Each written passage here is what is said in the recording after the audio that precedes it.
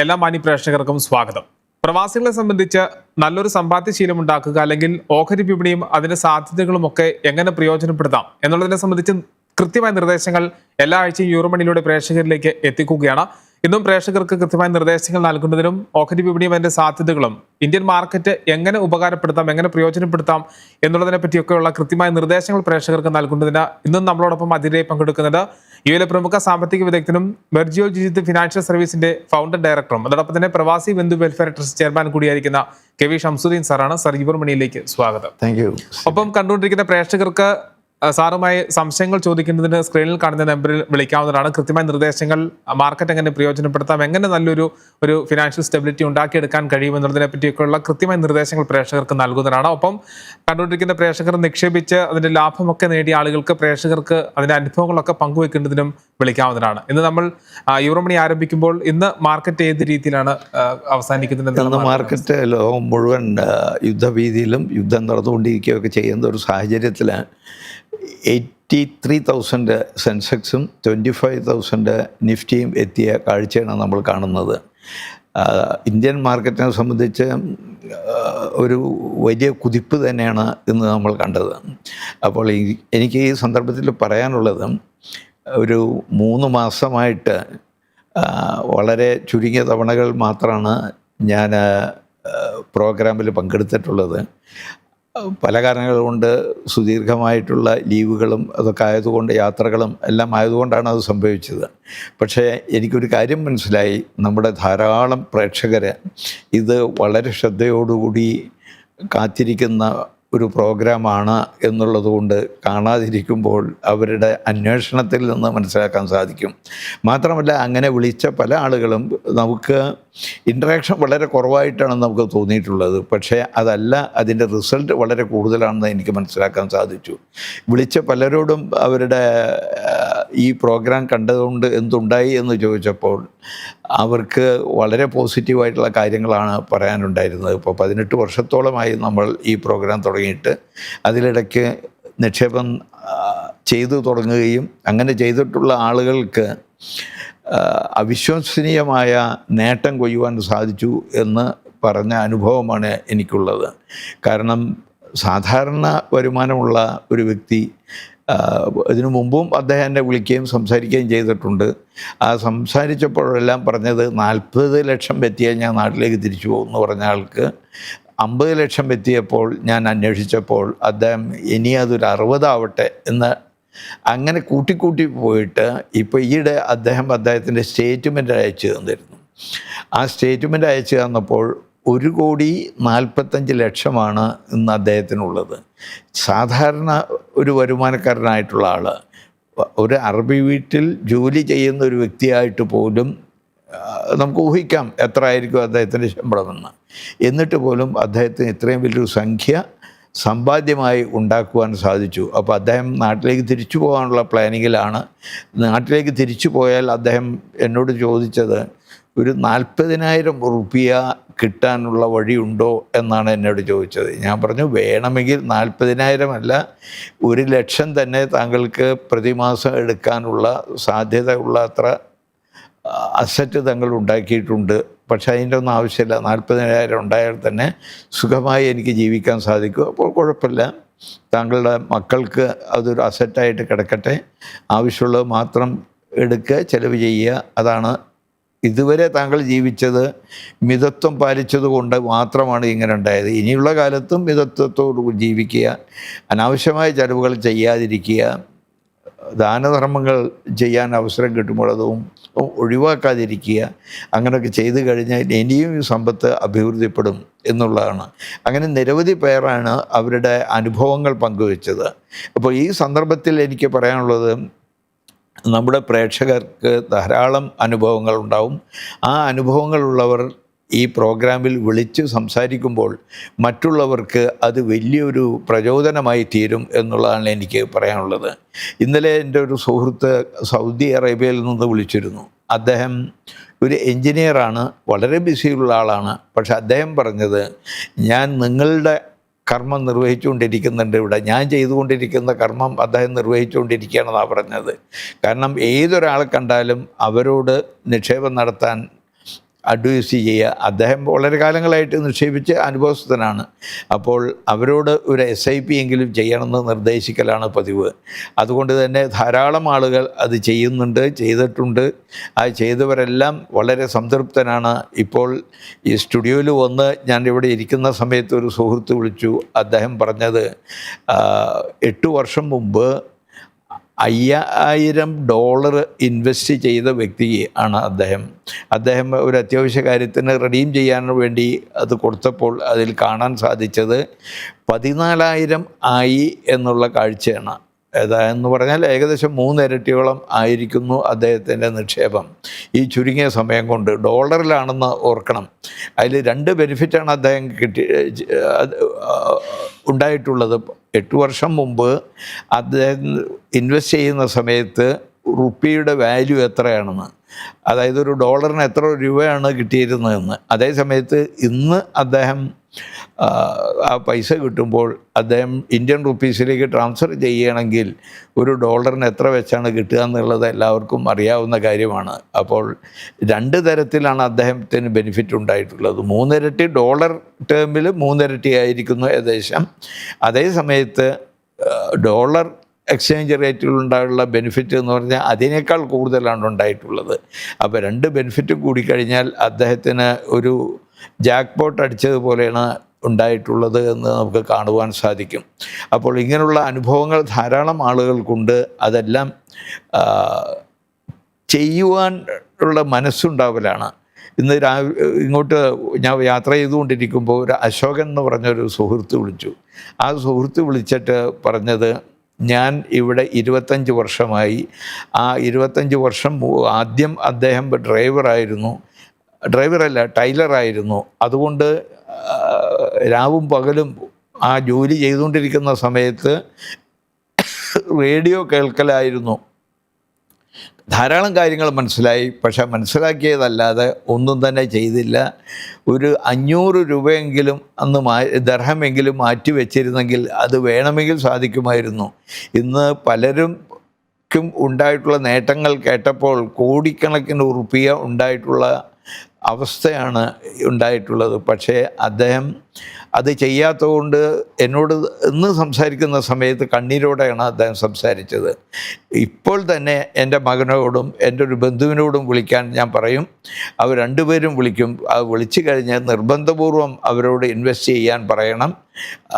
അദ്ദേഹം വിളിച്ചു വെച്ച് ഒരു 10 മിനിറ്റ് കഴിഞ്ഞപ്പോൾ ഒരു 5500 ദർഹം ശമ്പളം മേടിക്കുന്ന അദ്ദേഹത്തിൻ്റെ ഒരു ബന്ധു വിളിച്ചു. മകനെയും അറിയാം, മകനും അടുത്ത് തന്നെ വിളിക്കും എന്ന് പറഞ്ഞു. അപ്പോൾ അദ്ദേഹം എന്നോട് പറഞ്ഞത് മിനിമം 20% മാറ്റിവെക്കുമെന്ന് പറഞ്ഞാൽ ഇത് ഉറപ്പായിട്ട് ഞാൻ ചെയ്യും എന്ന് എന്നോട് കണിശമായിട്ട് പറയുകയാണ് ഉണ്ടായത് ആ രണ്ടാമത് വിളിച്ച വ്യക്തി. ഇനി അദ്ദേഹത്തിൻ്റെ മകനും ഉണ്ടാകും. അപ്പോൾ എനിക്ക് പറയാനുള്ളത്, ഇങ്ങനെയുള്ള കാര്യങ്ങൾ ചെയ്യുന്നത്, ഒരാൾക്ക് അവസരം നഷ്ടപ്പെട്ടതിൽ ദുഃഖിക്കുമ്പോൾ തന്നെ അദ്ദേഹം മറ്റുള്ളവർക്ക് അബദ്ധം സംഭവിക്കാതിരിക്കാൻ വേണ്ടിയിട്ടുള്ള പ്രയത്നം നടത്തിക്കൊണ്ടിരിക്കുകയാണ്. അപ്പോൾ ഈ അനുഭവസ്ഥരായിട്ടുള്ള ധാരാളം ആളുകൾ എൻ്റെ ദൗത്യം നിർവഹിച്ചുകൊണ്ടിരിക്കുക. കഴിഞ്ഞ 55 വർഷമായി UAE ചെയ്തുകൊണ്ടിരിക്കുന്ന അതേ കാര്യം ഇൻവെസ്റ്റ്മെൻറ്റ് ചെയ്ത് നേട്ടമുണ്ടാക്കിയവർ മറ്റുള്ളവരെ കൊണ്ടും ഇൻവെസ്റ്റ്മെൻറ്റ് ചെയ്യിപ്പിക്കുകയാണ് ഇപ്പോൾ ചെയ്യുന്നത്. ഇൻവെസ്റ്റ് ചെയ്യാതെ അവസരം നഷ്ടപ്പെടുത്തിയ അശോകനെ പോലുള്ളവർ മറ്റുള്ളവരെ നിക്ഷേപം നടത്തുവാൻ പ്രേരിപ്പിച്ച് അവർക്കൊരു നല്ല ഭാവി ഉണ്ടാകുവാൻ വേണ്ടി പരിശ്രമിക്കുകയാണ്. ഇന്ന് ഇത് ധാരാളം ആയിരക്കണക്കിന് ആളുകൾ ചെയ്യുന്നുണ്ടെന്ന് എനിക്കറിയാം. ഞങ്ങളുടെ ഓഫീസിലെല്ലാം UAE ഓഫീസുകളിലും അതുപോലെ തന്നെ നാട്ടിലുള്ള ജിയോജിത്തിൻ്റെ ഓഫീസിലും ധാരാളം ആളുകളെ പറഞ്ഞയക്കുന്നു. ഇവിടെയുള്ള ഭർത്താവ് ഭാര്യമാരെ കൊണ്ട് നാട്ടിൽ ചെയ്യിപ്പിക്കുന്നു. ഇങ്ങനെയുള്ള ഒരു ഒരു നെറ്റ്വർക്കിംഗ് തരത്തിലുള്ള ഇൻവെസ്റ്റ്മെൻറ്റാണ് ഇപ്പോൾ നടന്നുകൊണ്ടിരിക്കുന്നത്. അതുകൊണ്ട് എൻ്റെ പ്രിയപ്പെട്ട പ്രേക്ഷകരോട് പറയാനുള്ളത്, നിങ്ങൾ ബഹുഭൂരിപക്ഷം ആളുകളും ചെയ്യുന്നവരായിരിക്കും. പക്ഷേ അതിനോടൊപ്പം നിങ്ങൾക്ക് ഒരു നഷ്ടവും വരാത്ത കാര്യമാണ് നിങ്ങളുടെ സഹപ്രവർത്തകരോട്. ഒരു കോളർ വെയിറ്റ് ചെയ്യുന്നുണ്ട്. നമസ്കാരം, യൂർമണിയിലേക്ക് സ്വാഗതം. ആരാണ് വിളിക്കുന്നത്? ഹലോ, എൻ്റെ പേര് ജിജോ എന്നാണ്. ഓക്കെ, സാറുമായി സംസാരിച്ചോളൂ. എന്താ പേര് പറഞ്ഞു? ജിജോ. വിളിച്ചതിൽ വളരെയധികം സന്തോഷമുണ്ട്. പറയൂ, എന്താണ് താങ്കളുടെ അനുഭവം? അല്ല, എന്റെ അനുഭവമല്ല. ഇതാണ് ഇപ്പം പിന്നെ യുദ്ധം നടന്നുകൊണ്ടിരിക്കുവാണ്. നമ്മുടെ പിന്നെ ഇപ്പം എന്തെങ്കിലും നമ്മുടെ പൈസയുടെ വല്ല വ്യത്യാസം വരുന്നുണ്ടോ? അല്ലെങ്കിൽ നമുക്ക് എവിടെ ഇൻവെസ്റ്റ് ചെയ്യേണ്ടത് ഈ സമയത്ത്? ക്ലിയർ ആകുന്നില്ല, ഒന്നുകൂടി ഉറക്കെ പറയാം. തീർച്ചയായിട്ടും. ഹലോ, കേൾക്കുന്നുണ്ടോ? പറഞ്ഞോളൂ. അതായത് ഇപ്പം നമ്മുടെ യുദ്ധം നടന്നുകൊണ്ടിരിക്കുവാണ്. അതെ. ഈ സമയത്ത് നമ്മൾ എവിടെയാണ് ഇപ്പം ഇൻവെസ്റ്റ് ചെയ്യാൻ വല്ല പരിപാടി നമുക്ക് എന്താ ചെയ്യേണ്ടത്? യുദ്ധം നടക്കുന്ന സമയത്ത് ഇന്ന് ഇപ്പോൾ സെൻസെക്സ് 1000 പോയിന്റ് ഉയർന്നിരിക്കുകയാണ്. ഇന്ത്യയിൽ ഈ സന്ദർഭത്തിൽ ഇങ്ങനെയുള്ള ഏത് സന്ദർഭത്തിലും നിക്ഷേപം നടത്താൻ ഒരു പ്രശ്നവും ഇല്ല എന്ന് നമുക്ക് കഴിഞ്ഞ കാലത്തെ ചരിത്രത്തിൽ നിന്ന് മനസ്സിലാക്കുവാൻ സാധിക്കും. ഗാർഗിൽ വാർ നടന്നുകൊണ്ടിരിക്കുമ്പോൾ ഇന്ത്യൻ ആർമി ഓരോ വെടി പൊട്ടിക്കുമ്പോഴും മാർക്കറ്റ് കുത്തനെ ഉയർന്നുകൊണ്ടിരിക്കുകയായിരുന്നു. അതുപോലെ തന്നെ ഇപ്പോൾ ഈ വാർ ആദ്യം ഇസ്രായേലും പലസ്തീനും തമ്മിലുള്ള വാർ നടന്നു. ആ സമയത്തും നമുക്ക് മാർക്കറ്റ് കാര്യമായിട്ട് താഴുന്നതായിട്ട് നമുക്ക് കാണുവാൻ സാധിച്ചില്ല. അല്പം താഴ്ന്നത് വീണ്ടും ഉയർന്നു വന്നു. ഇപ്പോൾ 83,000 വീണ്ടും എത്തിയിരിക്കുകയാണ്. അതുപോലെ തന്നെ റഷ്യ ഉക്രൈൻ വാർ അതിനു മുമ്പുണ്ടായി. ആ സമയത്തും കാര്യമായിട്ട് ഇന്ത്യൻ മാർക്കറ്റിന് വലിയ വ്യതിയാനങ്ങളൊന്നും ഉണ്ടായിട്ടില്ല എന്നുള്ളത് നമുക്ക് കാണുവാൻ സാധിക്കും. അല്പം താഴോട്ട് വന്നു, അത് വീണ്ടും മുകളിലേക്ക് പോയിക്കൊണ്ടിരിക്കുന്നു. അപ്പോൾ ഇത് ഭയപ്പെടേണ്ടതില്ല എന്നുള്ളതാണ് എനിക്ക് പറയാനുള്ളത്. അല്ല, എനിക്ക് ഒറ്റ ചോദ്യമേ ചോദിക്കാനുള്ളത്. അതായത് നമ്മുടെ പിന്നെ നമ്മുടെ ഈ സൂപ്പർ മാർക്കറ്റിൽ പോയി കഴിഞ്ഞാൽ നമുക്ക് സാധനത്തിന് വില കൂടുകയോ കുറയോ, നമ്മുടെ പെട്രോളിന് വില കൂടുകയോ കുറയോ? പെട്രോളിന് വില കൂടാനുള്ള സാധ്യത ധാരാളമുണ്ട്. അപ്പോൾ പെട്രോളിന് വില കൂടുന്ന ഒരു സാഹചര്യം ഉണ്ടായിട്ടുണ്ടെങ്കിൽ ലോകം മുഴുവൻ സാധനങ്ങളുടെ വില കൂടാനുള്ള സാധ്യതയുണ്ട്. അതെല്ലാം ഉണ്ടായിക്കഴിഞ്ഞാലും പക്ഷേ നമ്മളെ കഴിഞ്ഞ കാലത്തെ അനുഭവം നമ്മൾ പരിശോധിച്ച് നോക്കിക്കഴിഞ്ഞാൽ ഇതുപോലുള്ള സമാനമായ സാഹചര്യം മുമ്പ് ധാരാളം നമ്മൾ കണ്ടിട്ടുള്ളതാണ്. അപ്പോഴെല്ലാം ആ ഒരു നൈമിഷികമായിട്ടുള്ള ആ സംഭവങ്ങളൊക്കെ നടക്കുന്ന ആ കാലത്ത് ആഴ്ചകളോ മാസങ്ങളോ ചില വ്യതിയാനങ്ങൾ ഉണ്ടായെങ്കിൽ പിന്നീട് അത് കരകയറുന്ന കാഴ്ചയാണ് ഉണ്ടായിട്ടുള്ളത്. ഇപ്പോൾ വളരെ വിശദമായിട്ട് പറയാൻ സമയമില്ലാത്തതുകൊണ്ട് ഞാൻ അതിലേക്ക് പോകുന്നില്ല. ഏതാനും ആഴ്ചകൾക്ക് മുമ്പ് നമ്മൾ 30 വർഷത്തെ മാർക്കറ്റ് ഏതെല്ലാം സമയത്ത് താഴ്ന്നു, പിന്നീട് എങ്ങനെ ഉയർന്നു, എങ്ങനെ പിന്നീട് ഉയർന്ന നിലയിലേക്ക് എത്തിക്കഴിഞ്ഞു, ഈ നിലയ്ക്ക് എത്തിക്കഴിഞ്ഞു എന്നുള്ള വിശദമായൊരു പഠന റിപ്പോർട്ട് സമർപ്പിച്ചിരുന്നു.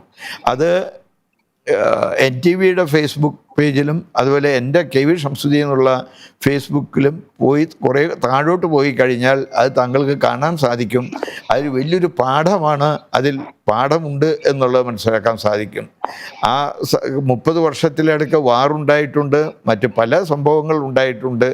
അതിനെല്ലാം അതിജീവിച്ചു കൊണ്ടാണ് മാർക്കറ്റ് വീണ്ടും ഉയർന്ന് ഇന്നത്തെ നിലയിലേക്ക് എത്തിച്ചേർന്നത് എന്ന ചരിത്ര സത്യം നമുക്ക് ദർശിക്കുവാൻ സാധിക്കും. അപ്പോൾ അതെല്ലാം നമ്മൾ പക്ഷേ ഇല്ല സാറേ, അതിനകത്ത് സ്വർണത്തിന്റെ വില സാറ് കൊടുത്തിട്ടില്ല. സ്വർണത്തിൻ്റെ വില എപ്പോഴും ഇങ്ങനെയുള്ള സന്ദർഭങ്ങൾ, വാറ്, അതുപോലെ ടോട്ടൽ ഫിനാൻഷ്യൽ വേൾഡ് ക്രൈസിസ്, ഇതെല്ലാം ഉണ്ടാകുമ്പോൾ സ്വർണത്തിൻ്റെ വില കൂടും എന്നുള്ളത് ചരിത്ര സത്യമാണ്. അത് വളരെയധികം ഉയർന്നിട്ടുണ്ട് എന്നുള്ളത് നമുക്ക് കാണാൻ സാധിക്കും. സർവകാല റെക്കോർഡ് നമ്മൾ പലതവണ ദർശിച്ചു കൊണ്ടിരിക്കുകയാണ് ഇപ്പോൾ. അതേ സമയത്ത് ഒരു സമാധാന അന്തരീക്ഷം വീണ്ടും വന്നു കഴിഞ്ഞാൽ സ്വർണത്തിൻ്റെ വില താഴോട്ട് വരുന്നതും സ്വാഭാവികമാണ്. ഇപ്പോൾ നമുക്കറിയാം, 1980 ഗൾഫ് വാർ തുടങ്ങിയ സമയത്ത് $900 ഔൺസിന് ഉണ്ടായിരുന്നത്. അത് 2 വർഷം കഴിയുമ്പോഴേക്ക് 82 ആകുമ്പോഴേക്ക് സ്വർണ്ണവില താഴ്ന്നുകൊണ്ടിരുന്നു. അങ്ങനെ പിന്നീട് നമുക്ക് കാണാൻ കഴിഞ്ഞത് 25 വർഷത്തോളം സ്വർണത്തിൻ്റെ വില UAE 35 ദർഹം, ഒരു ഗ്രാമിന് 35 ദർഹം മുതൽ 55 ദർഹം വരെ ആയിരുന്നു വില. പിന്നീട് 2006 മുതൽ സ്വർണത്തിൻ്റെ വില ഉയർന്നു.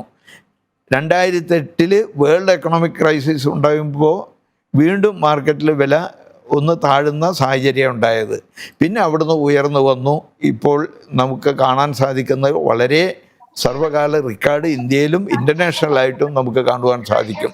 പക്ഷേ ഇതൊന്നും ശാശ്വതമായിട്ട് നമ്മൾ കാണരുത്. കാരണം സമാധാന അന്തരീക്ഷം ഉണ്ടായിക്കഴിഞ്ഞാൽ സ്വർണ്ണവില താഴോട്ട് പോകും എന്നുള്ളതിൽ യാതൊരു സംശയവുമില്ല. ഓക്കെ സാറേ, ഓക്കെ, താങ്ക് യു കേട്ടോ. ഓക്കെ വിളിച്ചതിന് നന്ദി. വിളിച്ചതിന് വളരെയധികം നന്ദി. ഇങ്ങനെയുള്ള കാര്യങ്ങൾ പ്രേക്ഷകർ വിളിച്ച് അന്വേഷിക്കുകയാകുമ്പോൾ പ്രേക്ഷകർക്ക് ആവശ്യമുള്ള വിഷയം നമുക്ക് ഉത്തരം നൽകാൻ സാധിക്കും. അതുകൊണ്ട് മറ്റുള്ള പ്രേക്ഷകരോടും എനിക്ക് അപേക്ഷിക്കാനുള്ളത്, നിങ്ങൾ വിളിക്കണം, ഈ പ്രോഗ്രാമിൽ നിങ്ങളുടെ സംശയങ്ങൾ ചോദിക്കണം, നിങ്ങളുടെ അനുഭവങ്ങൾ പങ്കുവെക്കണം എന്നുള്ളതാണ്. അപ്പോൾ എനിക്ക് പറയാനുള്ളത്, നമ്മൾ ഇങ്ങനെയുള്ള ജീവിക്കുന്ന സമയത്ത് പല സന്ദർഭങ്ങളും ഉണ്ടാവും, ഭീതി ജനിക്കുന്ന സംഭവങ്ങളൊക്കെ ഉണ്ടാവും. നമ്മൾ എപ്പോഴും ഓർക്കേണ്ടത്, നമ്മൾ വിദേശത്ത് ജീവിക്കുന്ന പ്രവാസികളാണ്. ഈ ജീവിതം ശാശ്വതമല്ല എന്നുള്ളത് നമ്മൾ മനസ്സിലാക്കിയിരിക്കണം. നമുക്ക് നാളെ നമ്മുടെ നാട്ടിലേക്ക് തിരിച്ചു പോകാൻ അനിവാര്യമായ സാഹചര്യം ഉണ്ടാവും. പല കാരണങ്ങളാൽ പോകേണ്ടി വരും. നമുക്കറിയാം, പല സ്ഥലത്തും യുദ്ധം നടന്നപ്പോൾ എത്രയോ ആളുകൾ പണ്ട് കുവൈത്തിൽ നിന്ന് പലായനം ചെയ്ത് നമ്മൾ കണ്ടു. അപ്പോൾ അങ്ങനെയുള്ളൊരവസ്ഥ ലോകത്ത് സംഭവിക്കാതിരിക്കട്ടെ എന്ന് നമ്മൾ എല്ലാവരും പ്രാർത്ഥിക്കുക. അതേ സമയത്ത് നമ്മൾ ശ്രദ്ധിക്കേണ്ട കാര്യം, നമ്മളുടെ ഭാവി സുരക്ഷിതമാക്കുക.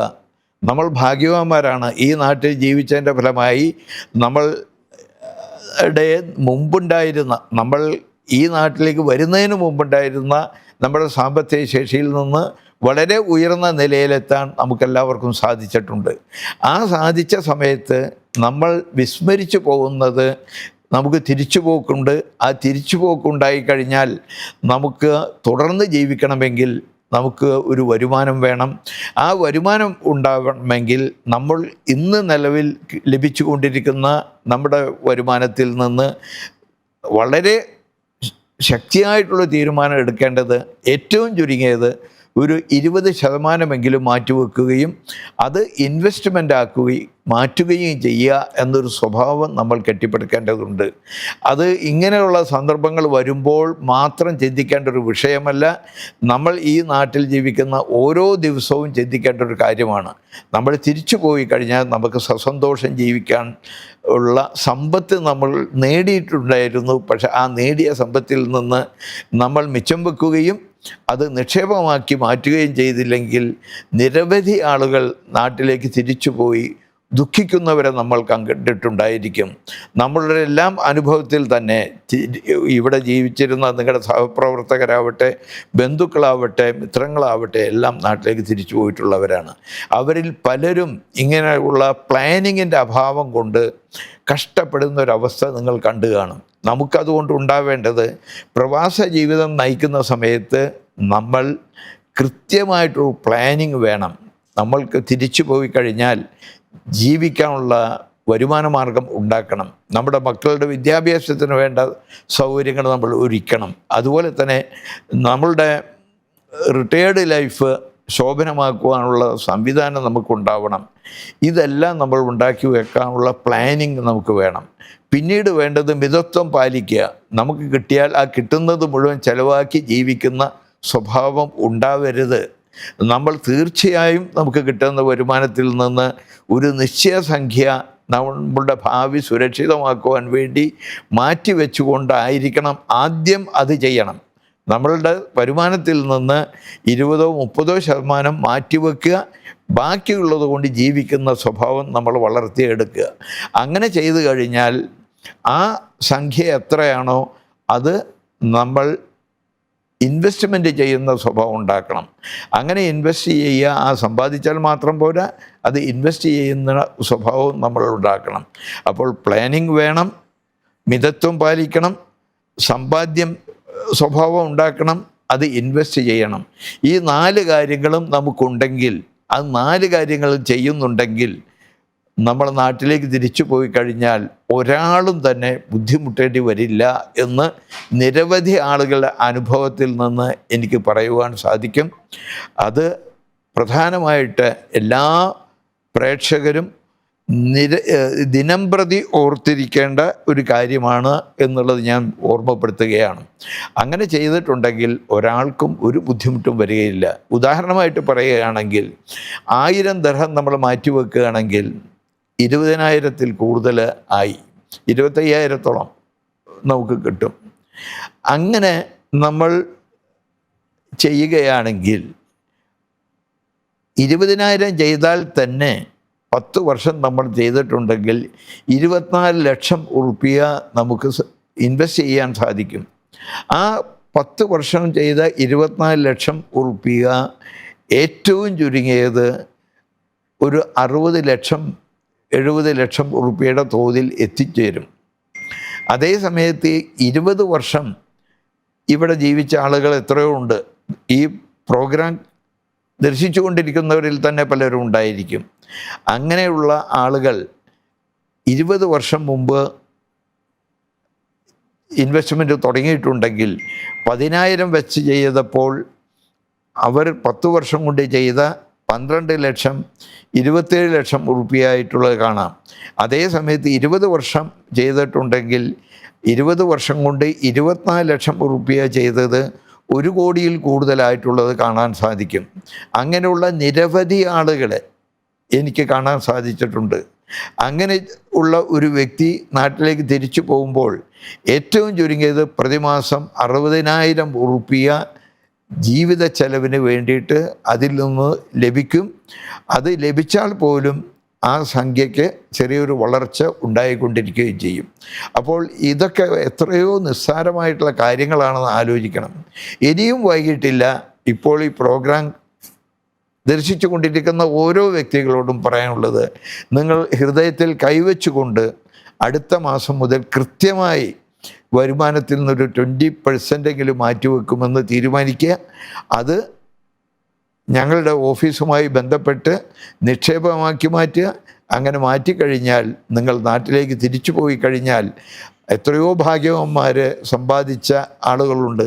അവരെപ്പോലെ നിങ്ങൾക്കും ആയിത്തീരാൻ സാധിക്കും. സസന്തോഷം ജീവിക്കാനുള്ള സാമ്പത്തിക ഭദ്രത അതുവഴി ഉണ്ടാക്കുവാൻ സാധിക്കും എന്നുള്ളതിൽ യാതൊരു സംശയവുമില്ല. അങ്ങനെ ചെയ്തു കഴിഞ്ഞാൽ ഒരാൾക്കും ദുഃഖിക്കേണ്ടി വരില്ല. അപ്പോൾ അതുകൊണ്ട് ഞങ്ങളുടെ ഓഫീസുമായി ബന്ധപ്പെടുക. ഞങ്ങൾക്ക് ദുബൈ, ഷാർജ, അബുദാബി ഈ 3 സ്ഥലത്തും ഓഫീസുണ്ട്. നിങ്ങൾ താമസിക്കുന്നത് UAE പുറത്താണെങ്കിൽ ഏറ്റവും ചുരുങ്ങിയത് നിങ്ങളുടെ ഭാര്യമാരെ കൊണ്ട് ചെയ്യിപ്പിക്കുക. നാട്ടിലുള്ള ഭാര്യമാരെ കൊണ്ട് UAE ജിയോജിത് ഫിനാൻഷ്യൽ സർവീസിൻ്റെ ഓഫീസുകൾ കേരളത്തിൻ്റെ എല്ലാ മുക്കിലും മൂലയിലും ഉണ്ട്. നിങ്ങൾക്ക് അതിന് ബന്ധപ്പെടാൻ സാധിച്ചില്ലെങ്കിൽ ചെയ്യേണ്ടത്, നിങ്ങൾ എൻ്റെ നമ്പർ ഇവിടെ കാണിക്കുന്നതായിരിക്കും. എൻ്റെ നമ്പറിൽ വിളിക്കുക.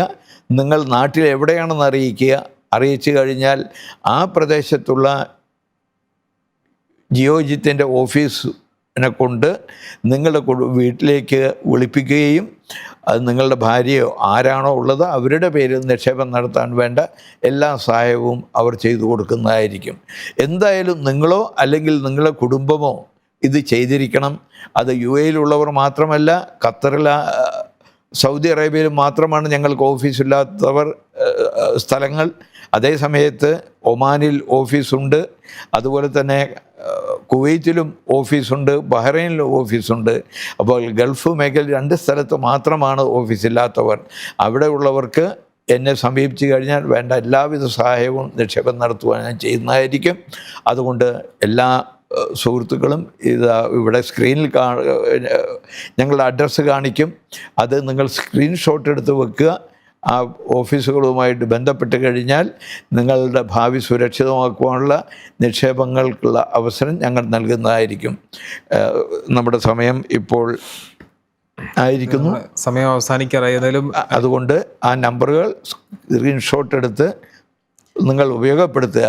ആദ്യത്തെ എൻ്റെ നമ്പറാണ്. ആ നമ്പറിൽ വാട്സാപ്പും വർക്ക് ചെയ്യുന്നുണ്ട്. അതുകൊണ്ട് മറ്റുള്ള നമ്പറെല്ലാം നിങ്ങൾ ഉപയോഗപ്പെടുത്തുക എന്ന് അപേക്ഷിച്ചുകൊണ്ട് നിർത്തുന്നു. എല്ലാവർക്കും നന്ദി, നമസ്കാരം. അതും സ്ക്രീനിൽ കാണിച്ചിരിക്കുന്നത് സാറിൻ്റെ നമ്പറാണ്, ഷംസുദ്ദീൻ സാറിൻ്റെ നമ്പറാണ് 05064678001. ആ നമ്പറിൽ നിങ്ങൾക്ക് ഏത് സമയത്തും വിളിക്കാവുന്നതാണ്. ഒപ്പം ദുബൈ, അബുദാബി, ഷാർജ ഓഫീസുകളുടെ നമ്പർ കൂടി നൽകിയിട്ടുണ്ട്. ഏറ്റവും ഒടുവിൽ kshams@gmail.com എന്ന ഇമെയിൽ ID കൂടി നൽകുകയാണ്. ഇതിലും പ്രേക്ഷകർക്ക് ഇമെയിൽ അയച്ചു കഴിഞ്ഞാൽ അതിന് കൃത്യമായ മറുപടി ബെർജോൾ ജിത്തിന്റെ ഭാഗത്തു നിന്നും പ്രേക്ഷകർക്ക് ലഭിക്കുന്നതാണ്. സാർ സൂചിപ്പിച്ചതുപോലെ കൃത്യമായ നിർദ്ദേശങ്ങളാണ് പ്രേക്ഷകർക്കൊക്കെ പങ്കുവച്ചത്. യുഎയിലെ പ്രവാസികളായ ആളുകൾക്ക് ചെറിയ വരുമാനക്കാരായാലും ആ ചെറിയ വരുമാനം വലിയൊരു നിക്ഷേപമാക്കി മാറ്റാൻ കഴിയും എന്നുള്ള ഒരു യാഥാർത്ഥ്യമാണ് പ്രേക്ഷകരുമായി പങ്കുവച്ചത്. സംശയങ്ങളുള്ള ആളുകൾക്കൊക്കെ ഇനിയും സ്ക്രീനിൽ നേരത്തെ കാണിച്ച നമ്പരുമായി സാറുമായി ബന്ധപ്പെടാവുന്നതാണ്. എന്തായാലും ഒരു ചെറിയ സമയത്തിനുള്ളിൽ വിലപ്പെട്ട നിർദ്ദേശങ്ങൾ നമ്മളോടൊപ്പം പങ്കുവച്ച് നമ്മളോടൊപ്പം യുവർമണിയിൽ അതിഥിയായി പങ്കെടുത്തത് യുഎയിലെ പ്രമുഖ സാമ്പത്തിക വിദഗ്ധനും അതോടൊപ്പം തന്നെ പ്രവാസി ബന്ധു വെൽഫെയർ ട്രസ്റ്റ് ചെയർമാനും ബെർജോൾ ജിത്ത് ഫിനാൻഷ്യൽ സർവീസിന്റെ ഫൗണ്ടർ ഡയറക്ടറുമായിരിക്കുന്ന കെ വി ഷംസുദ്ദീൻ സാറാണ്. സാർ യുവർമണിയിൽ പങ്കെടുക്കുകയും ഈ ഒരു ചെറിയ സമയത്ത് വിലപ്പെട്ട നിർദ്ദേശങ്ങൾ പ്രേക്ഷകരുമായി പങ്കുവെക്കുകയും ചെയ്തതിന് ഒരുപാട് നന്ദി. നമുക്ക് യുവർമണിയുടെ പുതിയ അധ്യായത്തിൽ നമുക്ക് വീണ്ടും കാണാം. അതുവരേക്കും നന്ദി, നമസ്കാരം.